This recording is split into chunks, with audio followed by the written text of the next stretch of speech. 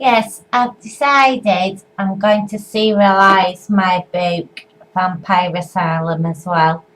Now, I don't think Jason Pegler will mind from Chipmunker Publishing because he often encourages you to distribute your ebooks for free, and he only cares about giving mental health patients a voice, apparently. So he won't mind me serialising Vampire Asylum. Okay, I've got it here.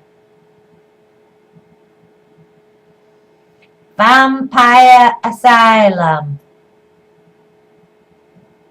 by Amanda J. McLachlan, Chipmunker Publishing, the mental health publisher.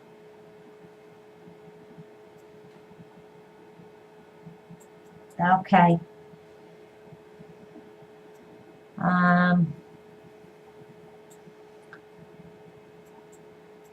Author's note. Badger Hospital is science fiction fantasy.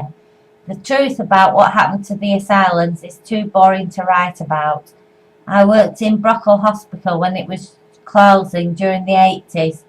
Brockle was a hospital for mental handicapped people, or to use the present day political correct terminology, people with learning difficulties.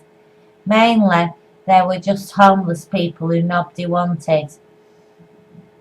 Badger Hospital is fictional and houses those who many people dare not even mention, i.e. witches, warlocks, vampires and aliens. It is closed as per government policy with the other asylums in the country.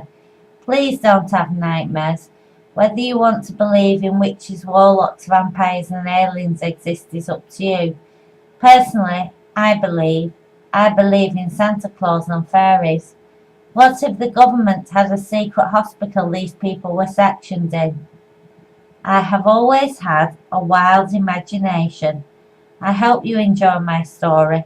Thinking of my ex-colleagues at Brockle, I dedicate this book to their hard work and their tireless dedication to duty, as well as to the patients. It is also dedicated to my parents who suffered in silence, raising me as an inquisitive child who would always ask too many questions. Why? I would ask my dad. Why is the sky blue? What are clouds made of? Who is God? Where is he? What are we made of? I was always giving my parents a headache. However, they persevered and raised me to adulthood. For that, I am also extremely grateful. Any similarities to any persons living or dead are purely coincidental. Childhood schizophrenia. Schizophrenia. When does it start? Adulthood, they always say. Modern-day psychiatrists blame cannabis abuse. Grace did not take cannabis, nor did her parents. Psychiatrists don't know everything, it seems. Actually, it starts from the first minute you are born. Most people have it in various forms. What's wrong with hearing voices in your head? Now, childhood and adult schizophrenia stem from an inquiring, intelligent mind. It is not a split personality as most people think. Dual personality disorder is something different altogether. Schizophrenia is not a stabbing disease. It's not even a disorder. Telepathy is very common. Churches would say schizophrenics are in contact with demons. So what if they are? What's wrong with demons? Grace came home from a hard day at play school. Later she went to bed, but she was scared of the dark. Mummy left the landing light on so she wouldn't be frightened. In the struggling orange half-light, 3-year-old Grace watched the Diddy men walk across the wallpaper. They trundled their little wheelbarrows to and fro without a care in the world, yet with an intensity of purpose that was both perplexing and enthralling. The inanimate images brought to life could have been so disturbing, so frightening, but to Grace, They were comforting, if a little confusing. She stared at them, intently perplexed. Were they really moving, or was it a trick of the light? Were they really speaking to her, or was it all in her mind? They spoke to her with reassurance and authority.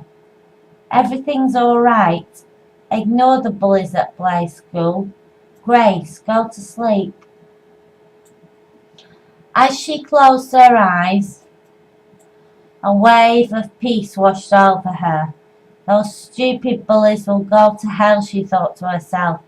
It was unacceptable behaviour. Actually, she didn't feel much pain. They were more of annoyance.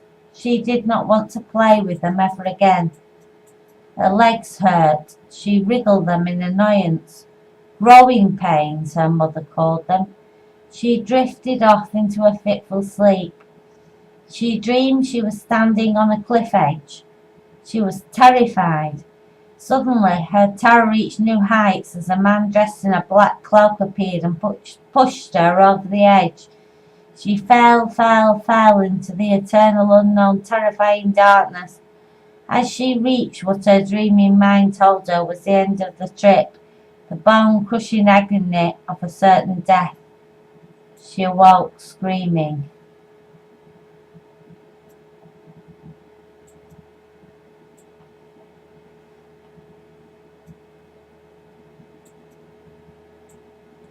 Later, she would enter the dog-eat-dog world where standing on other heads and dreams in a never-ending struggle to do better than everyone was prized above all else. Excuse me while I drink my Vimto.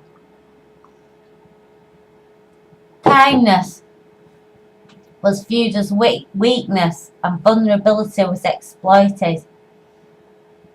It was a survival of the fittest. The strongest always ruled the day. The loudest voice was always heard. Life is a constant battle of good against evil. Armageddon is always present, it never goes away. Shadows in the half-light formed monsters to haunt her. Grace hid under the bedclothes. She was 3 years old, a child. Her whole life lay ahead of her. She was to be pushed through the various schools of learning. The Diddy men smiled at her. They knew something she didn't. Grace said goodnight to the Diddy men once more and then she went back to sleep. She had talked to her mummy once about the Diddy men. Mummy became hysterical. For God's sake, don't tell anybody, she said. They will lock you away for life. Thus, Grace's voices remained a secret for the rest of her childhood. Embarking on a career path. Badger was a secret hospital way out in the countryside, a state secret where the government held society's unmentionables. How Grace had come to float in this career she could hardly remember, only that she felt empathy for people that were strange or different. She had been sent a leaflet with a man suffering from Down syndrome smiling because he had learned to tie his necktie. Recruitment was difficult. No one wanted to work in an asylum. The administrators of Brockle Hospital were quite fussy about their staff. Grace had undergone psychological testing when she went for an interview. The government had decided to close the asylums and resettle the occupants into the community. Nevertheless, Grace had applied to do nurse training. Resettling patients seemed like a big job. None of the staff believed the hospital would ever close. Badger was the size of a small village. How on earth could social services find social housing for all these people? Closing the hospital would be a dangerous thing to do. Grace was yet to realise the enormity of the situation. The dangerous people on the back wards were just the tip of the iceberg. They had just been unfortunate enough to get caught. Life is dangerous. Many killers live happily in the community without getting caught. Actually, most of the occupants of Badger were just unfortunate and homeless. genetic accidents that nobody wanted to look upon. The moral defectives law of Victorian times had seen many people incarcerated within the walls of Badger Hospital supposedly forever. With the sexual revolution in the 60s, that law had now repealed. The wards were very primitive. Sensory deprivation prevailed. They were overcrowded and smelly. Horrifying to see, people locked up like dogs. Actually, the psychiatrists didn't know what to do with people. The asylums were full to busting. There was no more room. Society would just have to cope with people who were strange and unusual. This had been decided upon. Disturbing as it is, don't have nightmares. Danger lies round every corner. Reckless people can easily get themselves into trouble. People have responsibility for their own safety. The best survival policy is just to keep one's head down and go with the flow. Grace deserves better than this, or so her parents thought. They wanted her to get married and give their grandchildren. Grace suppressed her maternal instinct subconsciously. She didn't like doing housework.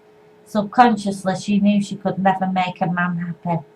Thus, she embarked on an incredible journey into the unknown.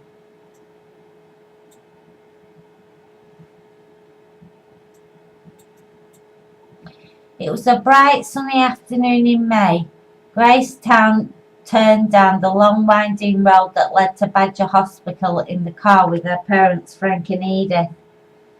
This was to be the day she started a great adventure. This was the first day of Grace's new life. She was on her own, flying, soaring on high from the protection of the paternal nest.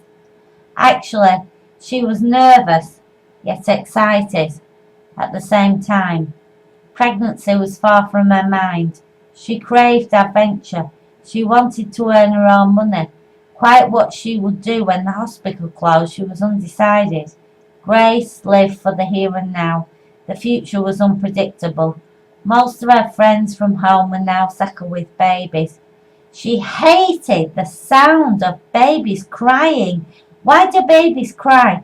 She didn't know or care. If she had been born a Catholic, she may have gone to live in a convent. However, they were closing too. The sexual revolution had proved expensive, an upward boom in teenage pregnancy and single mothers. Stupid doctors putting teenage children on the pill. Abstinence is the only 100% way of preventing pregnancy. Try telling men that. The thing is with men, it won't sink in with them that sex makes babies. It's just an enjoyable sport to them. Grace was hungry to learn. She didn't want it all like a lot of women. She just wanted a career and to be able to support herself. She strained from the back seat of the car to see the approaching hospital. She noticed a signpost saying Badger Hospital. They turned into a road and there was a hospital in front of them. Grace sat back in her seat. She was feeling excited. She was decidedly nervous, actually. What if she didn't fit in with the other nurses? What if the nursing course was too hard for her? The car pulled up at a barrier. The lodge man leaned over to talk to Frank. "Who goes there?" he asked, smiling. "I've bought her Grace to sort her nurse training," said Frank. "What's her surname?" asked the lodge man. "Donnelly," said Frank. "Grace Donnelly." He handed the lodge man his daughter's passport. "Welcome to Badger Hospital," said the lodge man, looking at her identification. He handed back the passport along with her map and a set of keys. These were to open the door of her room in the nurses' hostel. The barrier lifted and Frank drove on.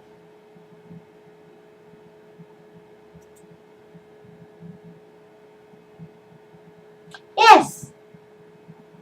Well, that's the first part of Vampire Asylum. I forgot to write down which page I'm up to.